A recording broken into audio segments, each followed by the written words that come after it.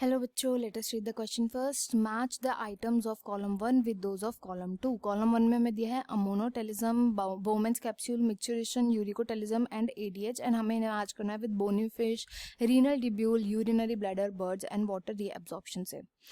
तो यहाँ पर जो हम की कंसेप्ट पढ़ेंगे, की कंसेप्ट वो होगा एक्सक्रीशन. एक्सक्रीशन के कई सारे हम लोग यहाँ पे जो चीज़ें हैं एक्सक्रीशन के बारे में पढ़ेंगे. तो देखो एक्सक्रीशन जो होता है इसमें मेनली क्या होता है, हम लोग नाइट्रोजिनस वेस्ट जो होता है, नाइट्रोजिनस वेस्ट इसको हम बाहर करते हैं. हमारी बॉडी के अंदर जितना भी नाइट्रोजन का वेस्ट है वो बाहर निकालते हैं. ये नाइट्रोजिनस वेस्ट जो है ये मेनली 3 तरीके से बाहर जाता है. या तो अमोनिया के रूप में जाएगा, यूरिया के रूप में जाएगा, या फिर यूरिक एसिड के रूप में जाएगा, यूरिक एसिड. इन 3 में से कोई एक तरीका होता है. तो ये जो अमोनिया होता है ना, ये मोस्ट टॉक्सिक वे होता है, सबसे ज्यादा टॉक्सिक तरीका होता है नाइट्रोजन के वेस्ट को बाहर निकालने का. एंड जो लीस्ट टॉक्सिक होता है वो होता है यूरिक एसिड. अमोनिया जो होता है ना, इसको बहुत ज्यादा लार्ज अमाउंट में वाटर चाहिए होता है. वाटर इसको काफ़ी ज़्यादा अमाउंट में चाहिए होता है एक्सक्रीट होने के लिए. ऐसे ही सीधा एक्सक्रीट नहीं किया जा सकता. तो अब क्योंकि इसको वाटर बहुत ज़्यादा अमाउंट में चाहिए, तो यूजुअली वो ऑर्गेनिज्म जो कि वाटर के डायरेक्ट कांटेक्ट में रहता है, यानी कि जो एक्वेटिक ऑर्गेनिजम्स होते हैं, वो इस मेथड से यानी कि अमोनिया को जो है सेक्रीट करते हैं. तो उन ऑर्गेनिज्म को हम बोलते हैं अमोनोटेलिक. ऐसे ही जो यूरिया होता है, जो यूरिया को एक्सक्रीट करते हैं, उनको हम बोलते हैं यूरियोटेलिक, जैसे कि हम हो गए. और जो यूरिक एसिड को एक्सक्रीट करते हैं उनको हम बोलते हैं यूरिकोटेलिक.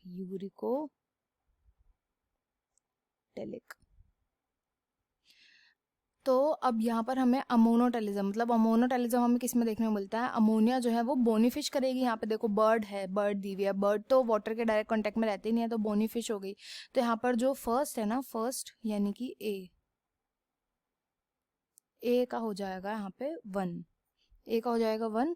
एंड ऐसे हम यूरिकोटेलिज्म भी देख सकते हैं कि जो यूरिक एसिड को जो यूरिक एसिड है दैट इज ABCD जो है ऑप्शन. तो यूरिकोटेलिक कौन से होते हैं, जो यूरिक एसिड को एक्सक्रीट करते हैं, nitrogenous waste in the form of uric acid excrete करते हैं. तो वो हो जाएंगे बर्ड्स होते हैं, इंसेक्ट्स होते हैं, हो गए इंसेक्ट्स हो गए, एक्सेट्रा रेप्टाइल्स होते हैं. ठीक है, तो ये सब करते हैं. तो डी का जो है वो हो जाएगा 4th. डी का हो जाएगा 4th. बाकी के बारे में पढ़ते हैं. बोमेंस कैप्सूल, ऑप्शन बी है बोमेंस कैप्सूल. तो बोमेंस कैप्सूल जो है हमारी नेफ्रॉन होती है, उसका पार्ट होता है नेफ्रॉन, जो कि एक तरीके से मान लो फंक्शनल यूनिट है ऑफ किडनी. किडनी में मेन, जैसे हमारी बॉडी की फंक्शनल यूनिट होती है सेल से बनती है बॉडी, ऐसी किडनी में जो मेनली प्रेजेंट होती है वो नेफ्रॉन्स होती है. नेफ्रॉन को मेनली 2 पार्ट में डिवाइड किया गया है. सबसे पहला होता है ग्लोमेरुलस एंड दूसरा होता है renal tubule. Tube like structure होता है, तो जो ट्यूब वाला पार्ट होता है उसको हम बोलते हैं रीनल टिब्यूल. इसी रीनल टिब्यूल का पार्ट है बोमेंस कैप्सूल.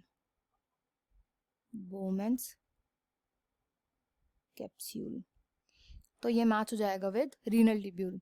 तो बी का हो जाएगा 2. नेक्स्ट आते हैं सी, मिक्सचरेशन पे. मिक्सचरेशन का मतलब होता है जब यूरिन हमारे यूरिनरी ब्लैडर से एग्जिट करता है. यूरिनरी ब्लैडर से एग्जिट करता है, तो उसी को हम बोलते हैं मिक्सचरेशन. तो यूरिनरी ब्लैडर से एसोसिएटेड हो गया ये, तो ये मैच हो जाएगा विद 3rd. इसके बाद नेक्स्ट आता है एडीएच का मतलब होता है 5th. वैसोप्रेसिन भी हम इसको बोलते हैं, वैसोप्रेसिन या फिर एंटी डायूरेटिक हार्मोन. एंड इस हार्मोन का मेन फंक्शन होता है रीएब्जॉर्प्शन ऑफ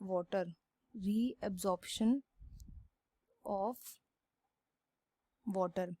एक तरीके से हमारी बॉडी कैसे रेगुलेट करती है कि कितना पानी जो है यूरिन के थ्रू बाहर जाना चाहिए, वो जो रेगुलेशन है वो सब इस ADH हार्मोन के थ्रू देखा जाता है। मतलब अगर हमारी बॉडी के अंदर पानी की कमी हो रही है, मतलब हमारे ऑर्गन्स को जो है पानी ऐसा लग रहा है कि उनके पास इनफ नहीं है, जो अगर इसको लग रहा है हमारी बॉडी को कि पानी की बहुत ज़्यादा कमी है बॉडी के अंदर, तो ये ADH क्या करेगा, पानी को रीअब्जॉर्ब करवाएगा कि वो यूरिन में ना जाए। वेयर अगर हमारी बॉडी को फील होगा कि हमारी बॉडी में अप्रोप्रिएट अमाउंट ऑफ वाटर है, तो फिर ये ADH जो है वो रिलीज नहीं करेगी हमारी बॉडी, एंड जो नॉर्मल अमाउंट ऑफ यूरिन है वो बनता रहता है। तो ऐसे करके रीअब्जॉर्प्शन ऑफ वाटर में, उसको रीअब्जॉर्ब करने में, उसको रेगुलेट करने में एक तरीके से बोलना चाहिए कि कितना रीअब्जॉर्ब होगा वाटर, उसमें ADH का मेन रोल होता है। तो ADH जो है वो मैच हो जाएगा विद जो मैच हो जाएगा, सॉरी, वो हो जाएगा 5th के साथ। तो यहाँ पर जो करेक्ट आंसर हो जाएगा वो ऑप्शन C हो जाएगा। I hope you understood well. Best of luck and thank you.